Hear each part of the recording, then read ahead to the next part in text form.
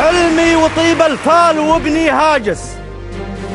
في شاطئ الراحة وصلنا المفرق، وأول شرارة للربيع الخامس شبت بناري في عمود البيرق. الهروبي من اليمن،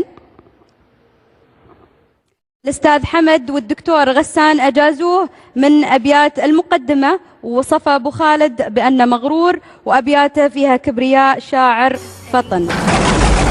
أنا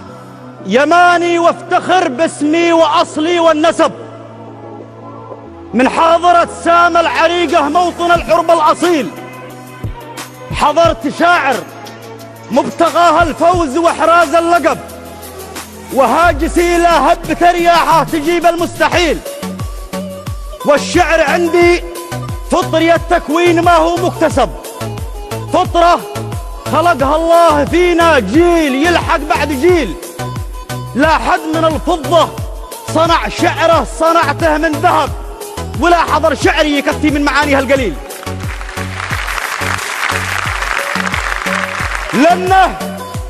لأنه إلى روح الأصالة ينتمي أما وأب، وارض اليمن روحه وإحساسه وحبه ميل أرضا كساها الله بازهار الثقافة والأدب، ومن نسايمها ربيع الشعر يرشف سلسبيل،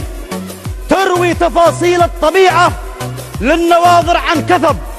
صورة لأجمل وجه أبدع صنعها الرب الجليل، تتشكل أعشاب الروابي حول عينيها هدب، والورد بغصانه يداعب حمرة الخد الأسيل، والحقل يرسم من غصون البن وأوراق العنب لوحة بها الفلاح وإصراره يعاند للنخيل، كأنها في مجمع البحرين بسمة للعجب، والبحر يحضنها كما يحضن على الصدر الخليل،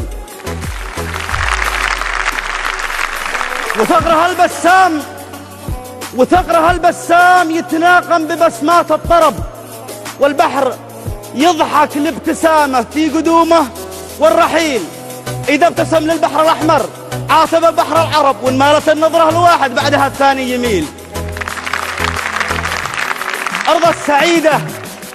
أرض السعيدة جل من لجمل محاسنها وهب، وزانها والبس ثراها ثوب الإعجاب الفضيل، أحبها حب الكلى للماء، وهي عندي أحب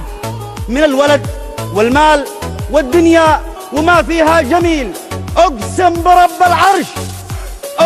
برب العرش والكرسي وما عنا احتجب، لو بدلوها لي بنصف الكون مرضى به بديل. أقسم برب العرش والكرسي وما عنا احتجب، لو بدلوها لي بنصف الكون مرضى به بديل، بقولها صادق